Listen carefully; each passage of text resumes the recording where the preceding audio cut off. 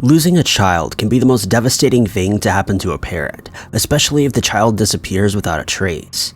While hundreds of parents never find answers to their children's disappearances, thankfully some people are found safe years later. Here are 5 cases of missing children being found years after they disappeared.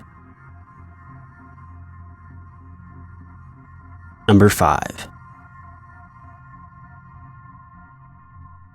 Almost all missing children's cases turn out to be runaways. A large percentage of those who are abducted are taken by members of their own family. Sadly, many of these missing children are taken by their own parents. The remaining family is left betrayed by someone they'd once trusted, and the child may never realize something is wrong. Some even feel a loyalty to their kidnapper, as this is the parent that cared for them when they were missing.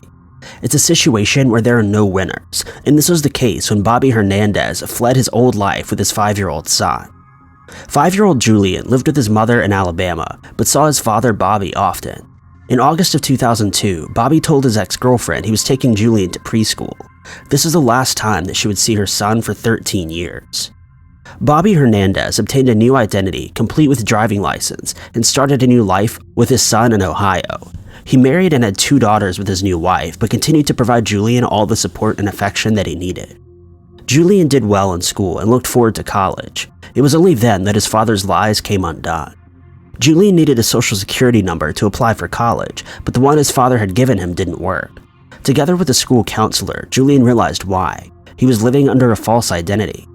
Once Julian discovered who he really was, he went to Reddit for advice. He feared what would happen to his father, as he didn't want his sisters to grow up without him.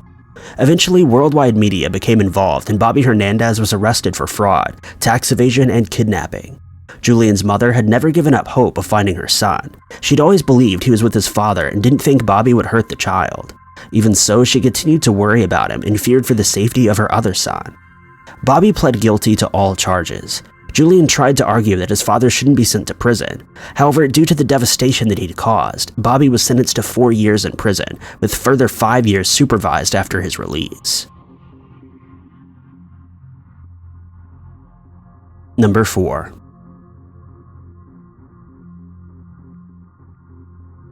Unfortunately, not every child kidnapped by their parents are able to live a good life while missing. Gregory Jean Jr. held his son captive in his Georgia home, not because he couldn't bear the thought of leaving his child, but because he couldn't pay child maintenance for his son. Gregory Jean Jr.'s ordeal began in 2010 when he was just 9 years old. He and his younger brother, who lived with their mother in Florida, went to visit their father in Georgia. At the end of the visit, Gregory's brother was allowed to return home. His stepmother, Samantha Davis, insisted the older child stay in Georgia.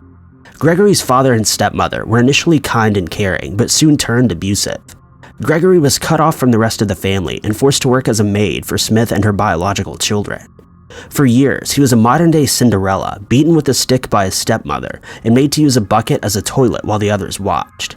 He wasn't even allowed to celebrate Christmas. He lived in fear, but in November of 2004, he was able to contact his mother through Facebook. Using the mobile that his father had given him to keep in contact with school friends, Gregory downloaded an app that allowed him to make calls using Wi-Fi and gave his mother and sister directions to find him. Police were sent to the address Gregory sent his mother to, but Davis and Smith Sr. first claimed they didn't know the child. They then said that they hadn't seen him in years and suggested police look in New York. Gregory didn't give up and gave his mother even more details about where he was hidden. Police were called again using a series of text messages from the teenager and found Gregory hidden behind a false wall at the back of a cupboard in the garage attic. Gregory was reunited with his mother and siblings while 5 people were arrested for false imprisonment and child cruelty. Number 3. A young girl named Natasha was just 10 years old when she was kidnapped on her way to school in Vienna in 1998. When she didn't return home at the end of the day, her mother contacted the police. An investigation immediately ensued. A 12-year-old boy alleged that he'd seen the girl being bundled into the back of a white van. Police began to question everyone at the vehicle matching the description that the boy gave. There were 700 owners, including a technician named Wolfgang. Wolfgang had no alibi for the day Natasha disappeared, saying that he was home alone all day, but police didn't look much further into it. If they had, they may have discovered that Wolfgang was keeping the 10-year-old girl in a tiny cellar under his garage. Natasha was kept captive for 8 years. At first, she was forced to stay in her tiny windowless cell, but Wolfgang eventually began to trust her more and more.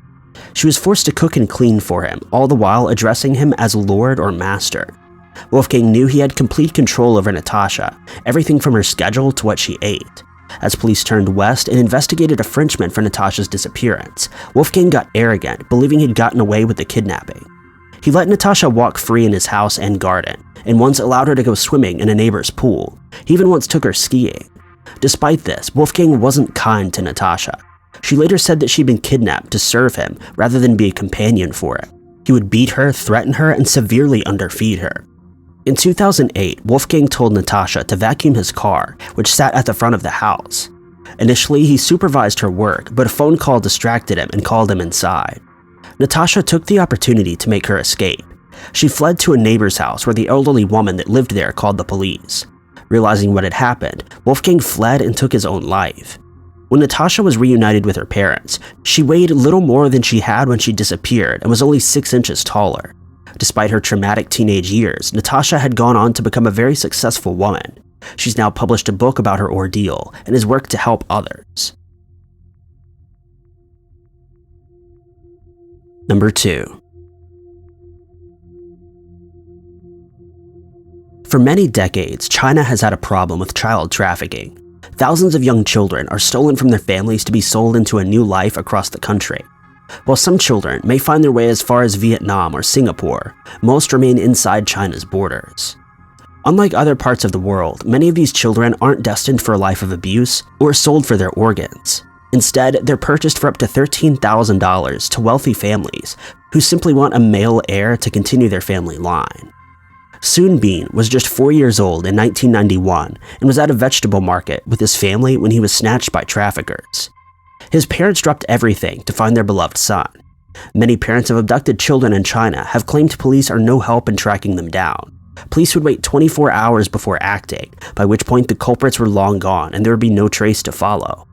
Possibly because of this, Soon Bean's parents took the search into their own hands, dropping everything and traveling to nearby provinces to search for their toddler and post notices, but Soon Bean had already been taken to the other side of the country. It's very uncommon for missing children to be reunited with their parents, but the Soons never gave up in finding him. Meanwhile, Soon Bean grew up in Jiangsu, in a seaside town on China's east coast. He had a good upbringing, but was pulled out of school in his teenage years to begin working as an electrician. He'd always suspected that he was adopted, but didn't want to upset his parents that had brought him up. However, when he was 28, he found the urge to search for the truth. Soon Bean sent DNA samples to a local police station in 2014. Only a few months later, he received a phone call and they had found a match. Soon Bean was brought to see his father, 60-year-old Sun Yo-hong, and the younger sister he'd never met before, with reporters on hand to catch the joyous occasion. He fell down onto his knees and wept, to which his stoic father reminded him that he was a man now and he shouldn't cry. While his biological father was angry with Soon Bean's adopted parents, the younger Soon wanted to protect the couple that had brought him up. He now splits his time between the two families. Number 1. The 2004 Indian Ocean tsunami devastated the islands of Indonesia and other nearby countries. It was the deadliest tsunami in history at the time, and around 50,000 people are believed to have gone missing because of it. Jamalia and Septi believed that they were reunited with their children when they were swept away by the water. The couple had 3 young children, 8-year-old Zari, 7-year-old Arif, and 4-year-old Rada, and lived on the coast of Sumatra. When the earthquake hit on December 26, 2004, both parents grabbed the children and ran. 2 of them were pulled to safety by neighbors, but Septi was separated from the youngest children. The couple searched for their children in the aftermath of the tsunami, but there was no sign of them or anything of their old life. They eventually relocated to try to start fresh. It was only 9 years later that Jamalia's brother came across a girl he thought bore a striking resemblance to his sister in a village in another district. The girl, who was about 14 years old, was supposedly a tsunami orphan and found by local fishermen not long after the disaster. The fisherman gave her to his mother-in-law to raise. The girl's original family was skeptical at first, but when they came to visit the teenage girl, they were certain that this was their daughter. News teams quickly picked up on the story as the family tried to secure DNA testing. This promoted a second miracle for the family. Around 1,000 miles away from where they'd gone missing, a woman believed she may have found Arif. The woman had watched the news segment on the missing boy and believed the family bore resemblance to the homeless teenage boy that she had seen near her husband's store. Sure enough, when the boy was shown a photo of Jamalia, he recognized and was able to name her. He also knew other things about Arif's life before the tsunami, and even the nickname he'd given his uncle. A scar on the boy's nose confirmed to Jamalia that this was her missing son. Some still disbelieve that the family was reunited with their missing children a decade after the tsunami stole them away, but all 3 children and the parents have been reunited and are certain that they're family.